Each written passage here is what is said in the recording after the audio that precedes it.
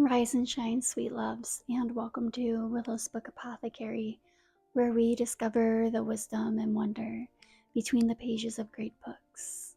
Today, I'm going to be reading to you a passage from Big Magic, Creative Living Beyond Fear by Elizabeth Gilbert. And this passage reflects on the ebb and flow of divine inspiration. This segment is titled, Let It Come and Go. The most important thing to understand about eudaimonia, though, about that exhilarating encounter between a human being and divine creative inspiration, is that you cannot expect it to be there for you all the time. It will come and go, and you must let it come and go. I know this personally because my genius, wherever it comes from, does not keep regular hours.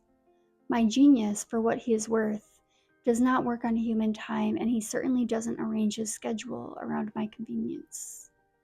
Sometimes I suspect that my genius might be moonlighting on the side as somebody else's genius, maybe even working for a bunch of different artists, like some kind of freelance creative contractor.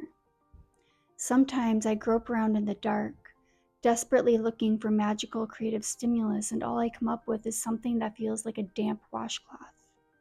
And then suddenly, whoosh, inspiration arrives out of the clear blue sky, and then whoosh, it is gone again. I once took a nap on a commuter train, and while I was asleep, I dreamed an entire short story absolutely intact. I awoke from my dream, grabbed a pen, and wrote down that story in one fevered burst of inspiration. This was the closest I've ever come to having a pure Ruth Stone moment. Some channel opened wide within me, and the words poured forth for page after page without any effort whatsoever. When I finished writing that short story, I barely had to revise a word of it. It felt right just the way it was. It felt right, and it felt strange, and it wasn't even the kind of thing I would normally write about. Several reviewers later took note of how different that story was from the others in my collection. One critic, tellingly, described it as Yankee magic realism. It was a tale of enchantment, written under enchantment, and even a stranger could feel the fairy dust in it. I've never written anything like it before or since. I still think of that short story as the most superbly formed hidden jewel I've ever unburied in myself. That was big magic at play, unmistakably. But that was also 22 years ago, and it has never happened again. And believe me, I've taken a lot of naps on a lot of trains in the meantime. I've had moments of wondrous creative communion since then, but nothing so pure and exhilarating as that one wild encounter. It came, and then it went. What I'm saying is this. If my plan is to sit around waiting for another such unadulterated and impassioned creative visitation, I may be waiting for a very long time. So I don't sit around waiting to write until my genius decides to pay me a visit. If anything, I have come to believe that my genius spends a lot of time waiting around for me, waiting to see if I'm truly serious about this line of work. I feel sometimes like my genius sits in the corner and watches me at my desk, day after day, week after week, month after month, just to be sure I really mean it, just to be sure I'm really giving this creative endeavor my wholehearted effort. When my genius is convinced that I'm not just messing around here, he may show up and offer assistance.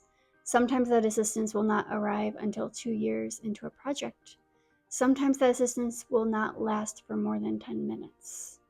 When that assistance does arrive, that sense of moving sidewalk beneath my feet, the moving sidewalk beneath my words, I am delighted, and I go along for the ride. In such instances, I write like I am not quite myself. I lose track of time and space and self. While it's happening, I thank the mystery for its help. And when it departs, I let the mystery go, and I keep on working diligently anyhow, hoping that someday my genius will reappear.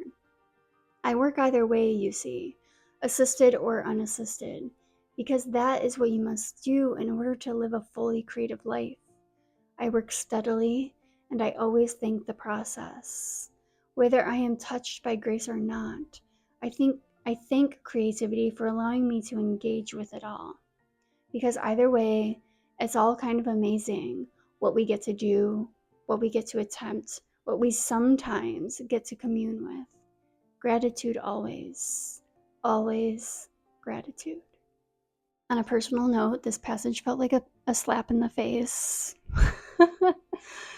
A respectful slap in the face. It's so easy when that help is here, like the sidewalk is moving underneath your feet. The words, you're just rolling with the words. But it gets very challenging to maintain momentum once it leaves. My question for you today is, when was the last time, if ever, you experienced that push? If this passage resonated with you, I would love to hear your thoughts in the comments below. And if you would like more daily literary wisdom, then hit subscribe. I will see you tomorrow.